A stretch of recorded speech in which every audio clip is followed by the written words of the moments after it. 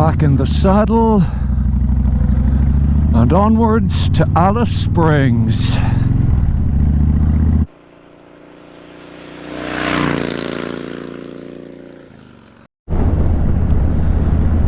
My first port of call on the way is the Wycliffe Roadhouse, which is possibly the maddest roadhouse in Australia.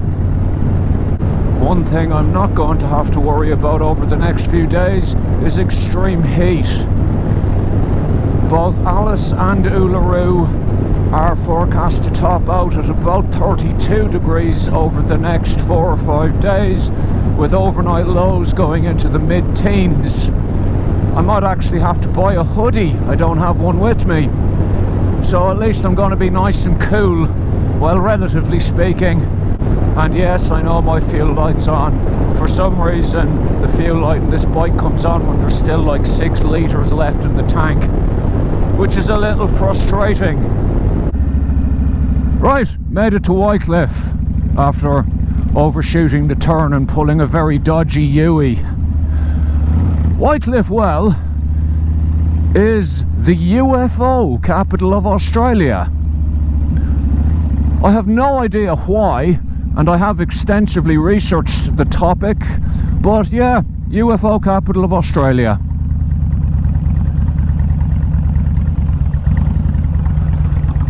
Anyway, let's go and pay probably $2.50 for petrol.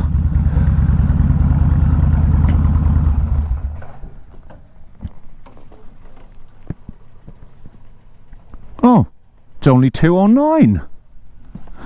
I think I got ripped off at Three Ways yesterday. Because Wycliffe Well is the UFO capital of Australia, they have a whole load of really mad looking alien themed stuff here. I'll show you now. Place is absolutely covered in it. Certainly makes for a unique kind of place. Look at that big dog. She's a good girl. And just over here we have an enormous statue of Elvis. It's about 7 feet tall.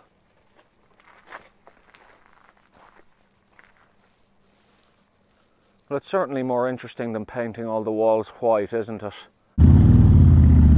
So there is the UFO capital of Australia. One of the weirder places in Australia. Next up is legitimately one of the scariest. I'll check in when we get there. Just coming up to the Coron railway bridge now. 355 k's north of Alice, and this is one of the best views of absolutely nothing you're ever going to see from the top of it.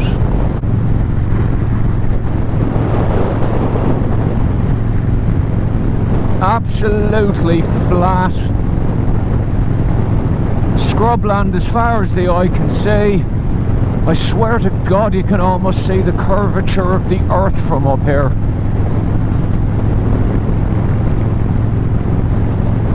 You can just see right off in the distance the hills around Barrow Creek, about 70 kilometres to the south, and basically nothing else. We're arriving in Barrow Creek, which is one of the more notorious places in Australia. It gained international fame in the early 2000s after the disappearance and presumed murder of British backpacker Peter Falconio. That case remains controversial to this day. A man by the name of Bradley John Murdoch, who was a truck driver, has been convicted and jailed for killing Mr. Falconio. However, no body has ever been found. And a lot of people actually believe that Murdoch didn't do it at all. I don't know enough about the case to formulate an opinion on it, and I'm certainly no legal expert. But it did put Barrow Creek under the microscope when that happened, amazingly, for what is basically a roadhouse and a few houses about 300 kilometers north of Alice Springs, that's not anywhere near the most shocking thing that's happened here. And I'll tell you about that once I top up me fuel at the Roadhouse and maybe get a cuppa if they have one. Those old buildings on the left is the Barrow Creek telegraph station. They had a whole line of repeater stations the whole way from Darwin to Adelaide, and what would happen is people would send signals by Morse code and they would be repeated by people in each station the whole way between Alice Springs and Darwin. They have one in Tennant and in Alice too. I'll give you a proper look at the one in Alice when I'm there. Anyway, Barrow Creek Roadhouse. Let's get some petrol in the big Kawasaki.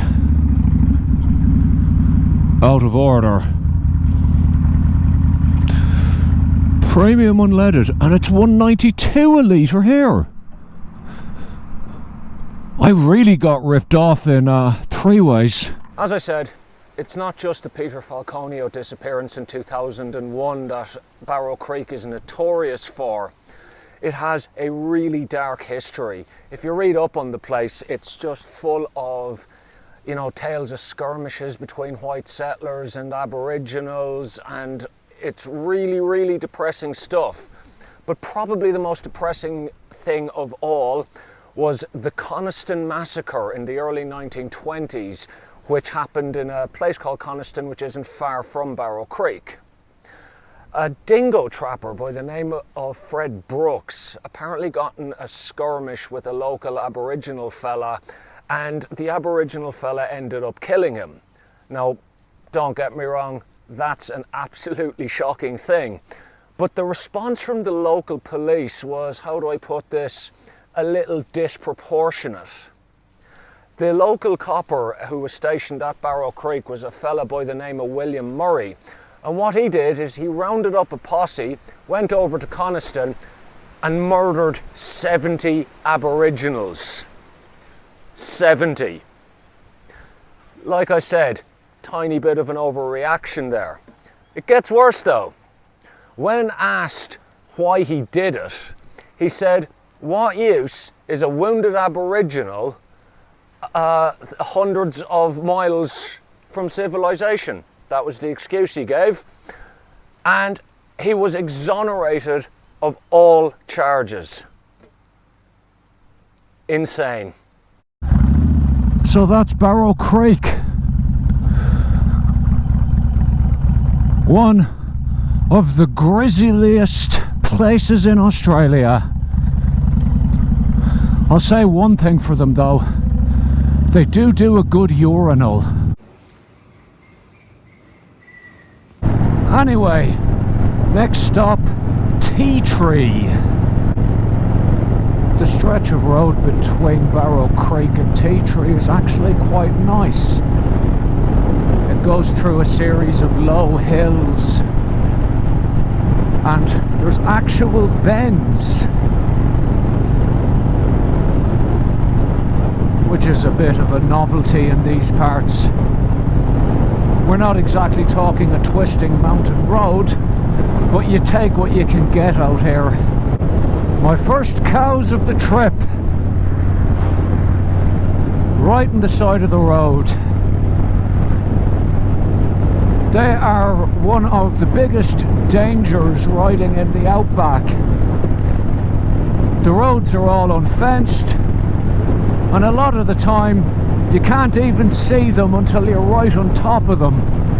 The speed limit along here is 130 and I'm just cruising along at 110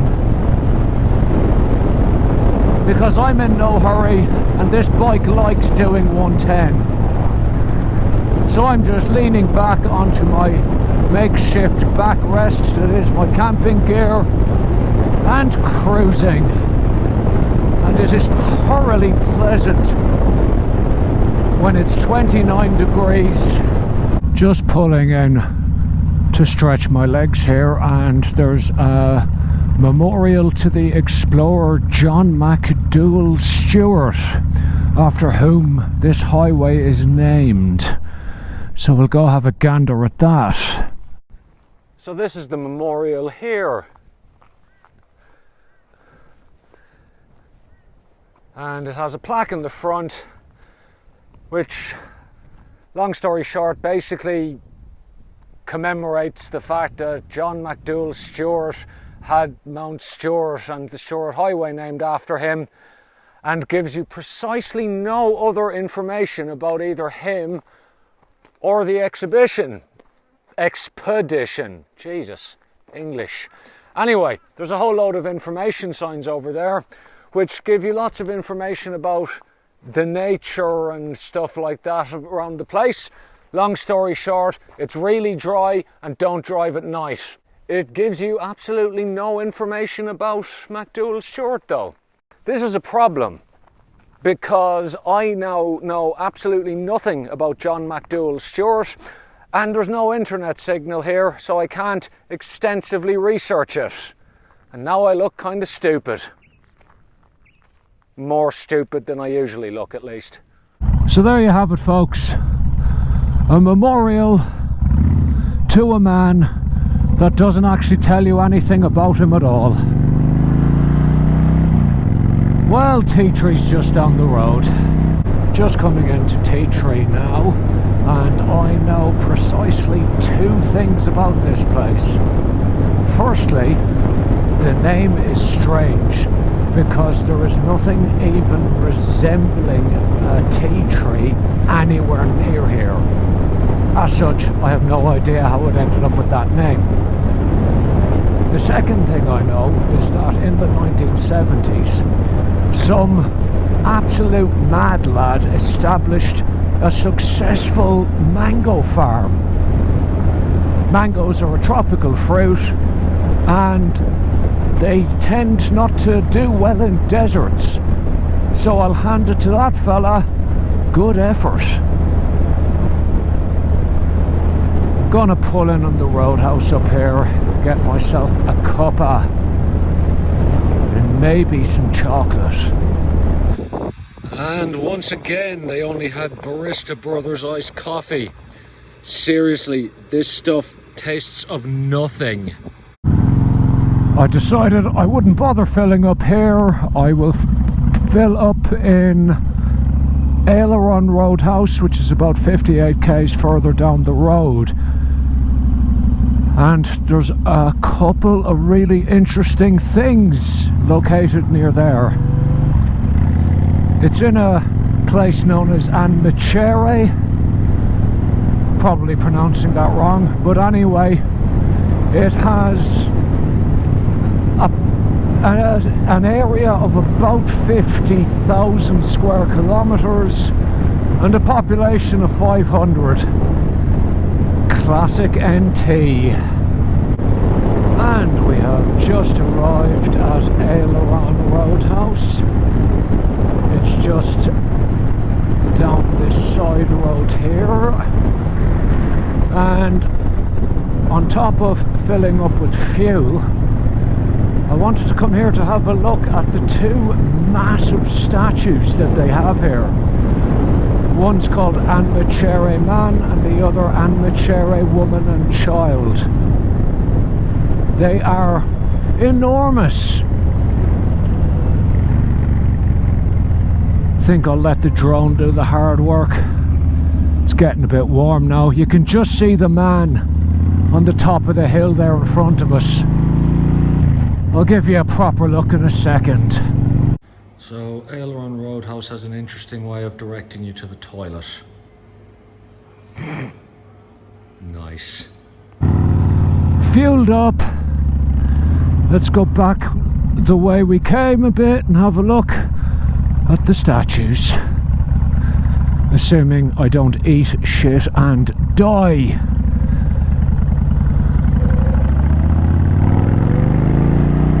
Not a good dirt road vehicle, this, not gonna lie. As usual, me just showing you this on camera isn't really going to give it any kind of scale. So what I'm going to do is do the same trick I did at the Devil's Marbles and just put myself standing beside it. Okay, if you're new here, I'm around 6'4".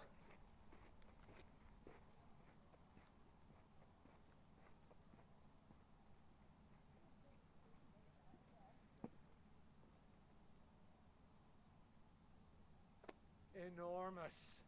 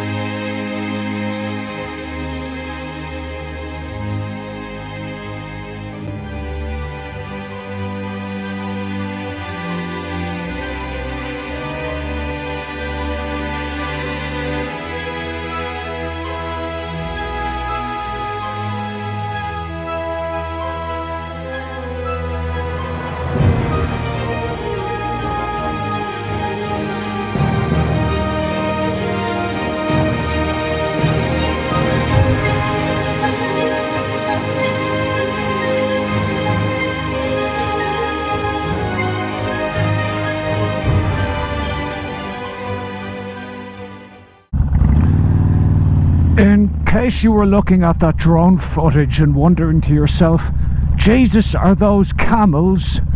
Yes, they are camels. Right there in front of us now. Quite a common sight in the Outback.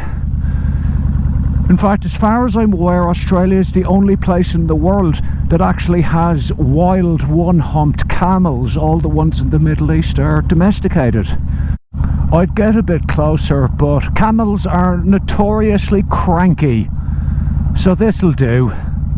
Next stop, Alice Springs. One last little stop before we get to Alice, and that's the Tropic of Capricorn, which is just here.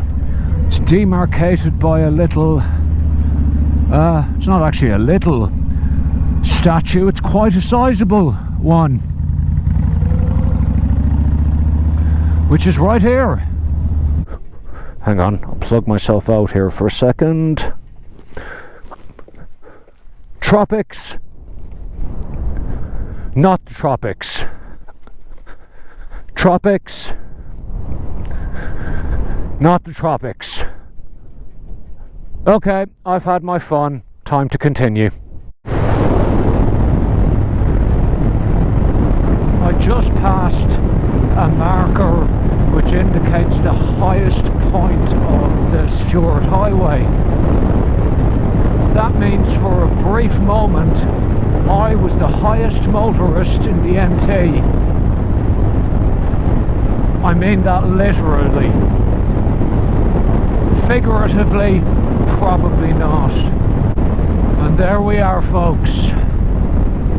Alice Springs, one of the most remote towns on the planet, and it was my home for 3 years. Now to get a photo in front of that iconic sign,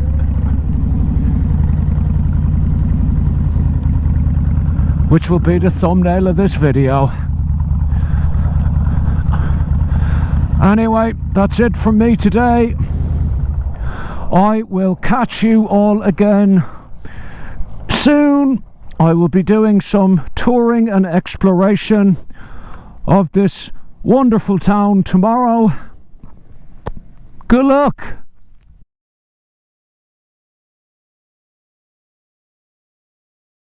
Okay, in all my enthusiasm to get this photo taken, I didn't take too much notice of just how steep and slippery the way up to the sign is. The GoPro's in super view, which will flatten it out considerably. But anyway, it's time for another episode of Is Paddy Gonna Die? Put it in neutral, you fuckwit. There we go. Okay, I'm just gonna walk it over here. And there we go. Right, at least we're vaguely facing the right direction.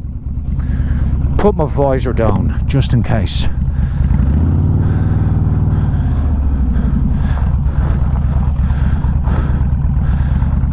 Oh God. Ah! That was terrifying. Right, now to get out ahead of that caravan. Sorted!